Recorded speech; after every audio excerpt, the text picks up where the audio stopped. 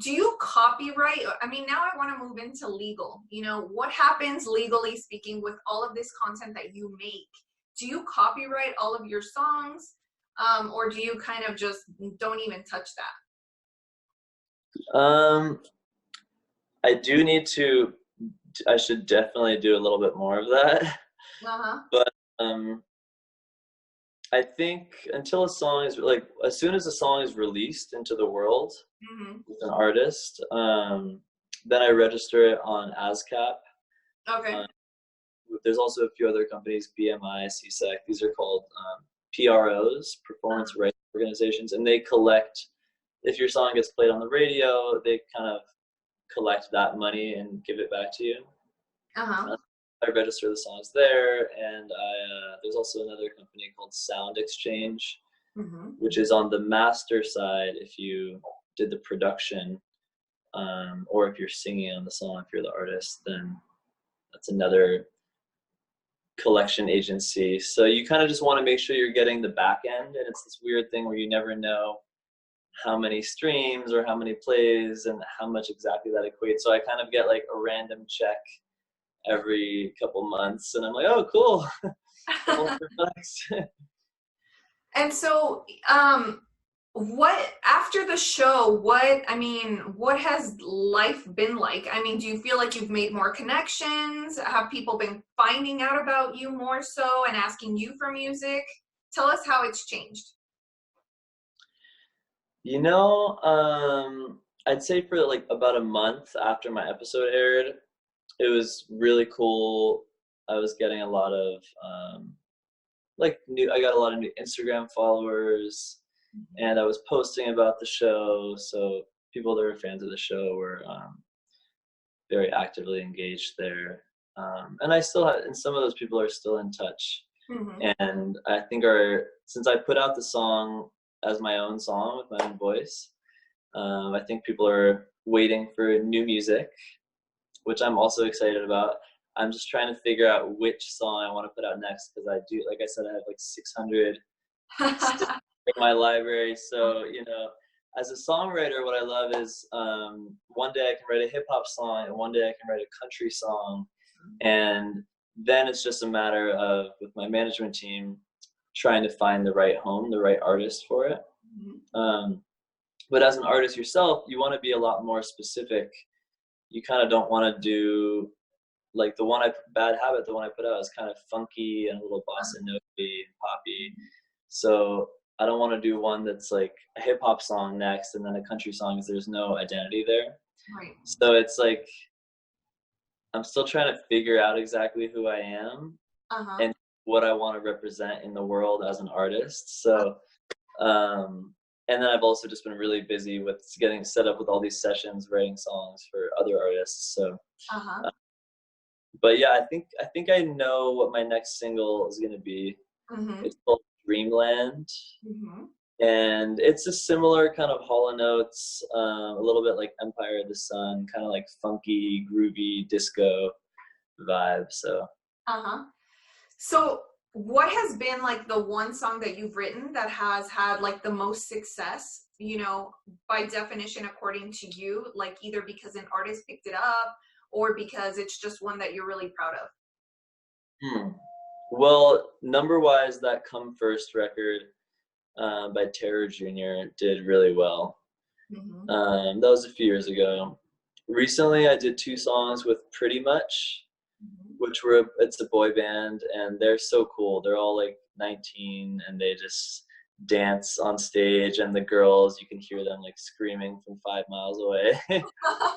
So that was cool to like be a writer on those. And it was funny because I remember like putting aside some of my own songs that I wanted to send to them in case they would maybe cut it. But I kind of realized in that moment, when I got put in the room with them, it's just so much better to write songs all together, because first of all, they're very talented. And so the way your kind of talents combine is going to be, they're going to be more attached to the song if they have a part in writing it than if you just, some random person sends them a song.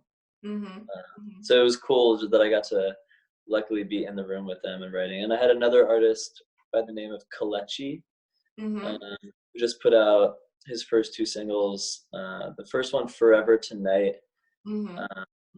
is doing pretty well, and he's like a big proponent of the LGBT community, so it's kind of cool to see a community and a kind of movement behind the music as well.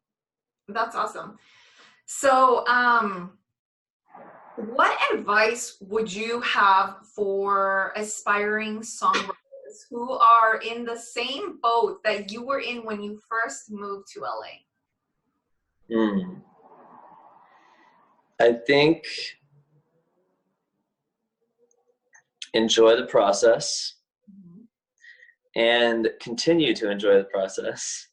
Because at first it was really fun, and then when I started thinking too much about the business side of things and like whether my songs were actually going to get out into the world and make me money, then it started becoming less enjoyable. And then that's when I was like, okay, the business will come. You just really need to enjoy your daily life, and if this is what you really want to do, just keep doing it and collaborate with a bunch of different, like as many people as you can, because everyone's going to offer a different perspective, and that's how you learn what you like and what you don't like.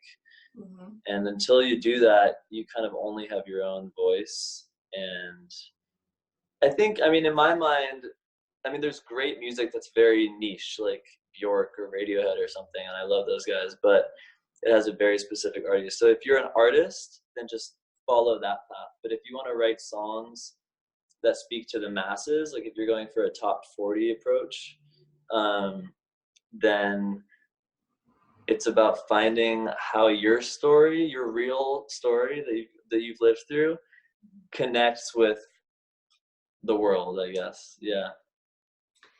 So do you ever feel like, because you mentioned artistry, so, you know, I always wonder as a songwriter, when somebody performs your song, I imagine that there's a feeling of excitement, but is there also a little piece of you that's like, man, that's like my song? Like, do people know that I wrote it? Like, I wrote it for them, or I wrote it and they picked it up. It's like mine. It's my art, my work. Yeah. I think both, but mainly the excitement. Okay. And also the attachment. You're like, I'm excited because I wrote that. It's my work. And you know, obviously you have to choose if you give a song to someone else. So yeah, I think it's usually you're usually giving it to someone that has more exposure and can get it out there. So it's a good thing. So what's the most challenging aspect of being a songwriter in terms of dealing with these other companies that maybe we still don't know a lot about? So, you know, through the show Songland, we've gotten to see that now there's a behind the scenes. There's songwriters who provide these songs if the artist doesn't write the song themselves. Hey, Marcella. Yeah? Actually starting a songwriting session right now. What's up, man? Hey, Zach. Hey, Zach. Nice to meet you. It's first-hand experience of All right. Yeah, hello. Nice to meet you.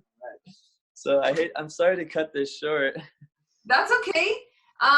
If you just want to tell everybody, I don't know, give them some last words. Where can they follow you? Where can they learn more about songwriting?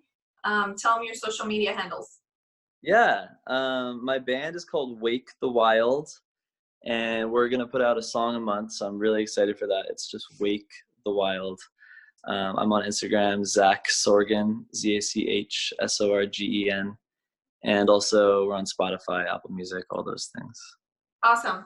All right, Zach, well, thanks so much for being on the show, and have a good writing session. Hey, thank you so much. Really nice talking with you. You too. Bye. Have a good one.